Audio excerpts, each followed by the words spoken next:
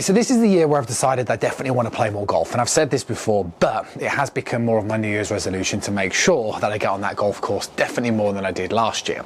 And the motivation has therefore been there to practice hitting some shots and hitting some balls.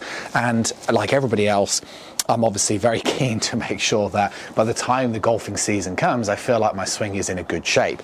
And there's a couple of things that's been really interesting, because I've kind of gone through the last few months where I wouldn't hit many shots. I'd only generally hit balls if I was demonstrating in a lesson or an online lesson, or occasionally for some videos here. And when I've sort of been able to hit some shots more in a concentrated practice, there's a couple of things that I've learned that have made the golf swing way easier. So one of the things that I'm always trying to do, which you tend to find most golfers are, is I'm always trying to make sure that I get a nice feeling of turning through the golf ball and getting a good delivery with my right hand. And the key thing with that is I really try and make sure that I turn my chest, so I feel like my chest turns very much down and over my left leg. And the other feeling that I like is to get my right forearm pointing more up towards the sky. So as I allow my forearm to sort of supinate in terms of this movement here, this basically creates a nice shallowing move, which means that if I turn through the ball, I feel like I get the club into a really nice delivery position.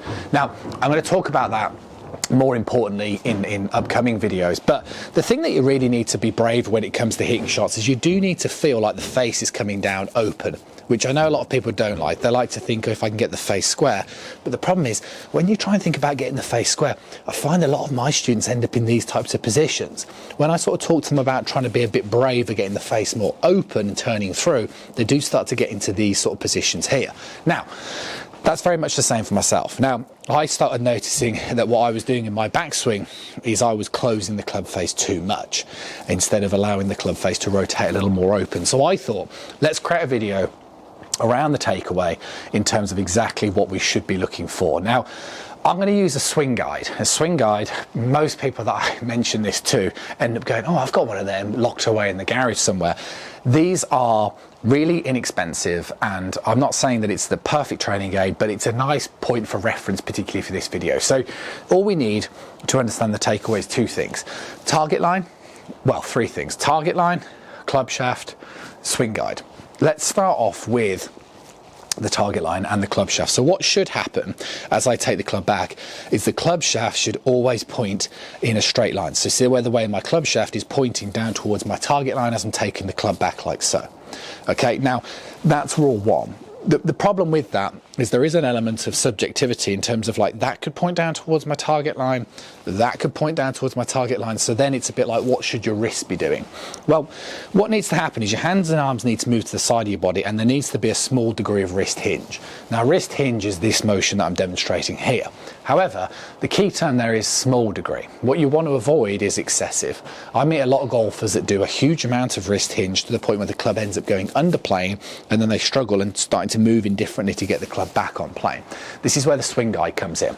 So when you hold the golf club, what will happen is you'll grip the club in the fingers and you'll have to get the heel pad sitting on top. And that means when you hold the club, your left arm is not going to be in line with the club shaft. Okay, so there's going to be a difference between the angle on the club shaft and your left arm. And the idea is, in the first move, you should introduce an element of wrist hinge to get the club shaft back in line with the left arm, hence the swing guide. So if you imagine my forearm bone here, so my forearm and the swing guide, they're originally not in line, but once I've introduced a small amount of wrist hinge, can you see the way they are now in line? So what you're trying to do in that first move is you're trying to introduce a subtle amount of wrist hinge to the point where the swing guide goes back in line with your left arm. And as long as that club head travels through that plane line, you lift it up, that's all you need. And that will create a nice flattening on that wrist, and that will get you into a really good position. And that's what I've been noticing.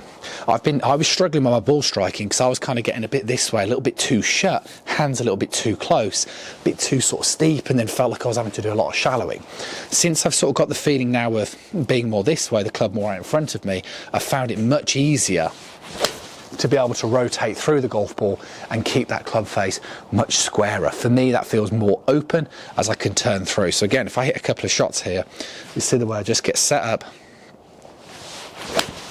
a little bit off in terms of mis-centered in terms of strike there, but again, the right sort of idea. And that's quite common. A lot of golfers that I meet get quite toey in the contact, and a lot of that is because of the simple fact that they get a bit too shut in that takeaway. So you've got to try and be brave with a little bit of wrist hinge and understand that wrist hinge will just open the face and then you can rotate nicely through the golf ball. So these aren't perfect strikes, but they're okay in terms of the general direction. That's better. That's the one I've been after. So that's, for me, that's the swing that I really want. And those feelings are getting the club into this position here, then up, and then keeping that forearm up to the sky as I turn through. And like I say, we'll talk about that in more detail on an upcoming video, particularly for the driver.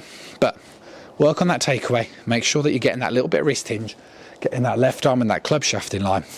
I'll see you guys again really soon.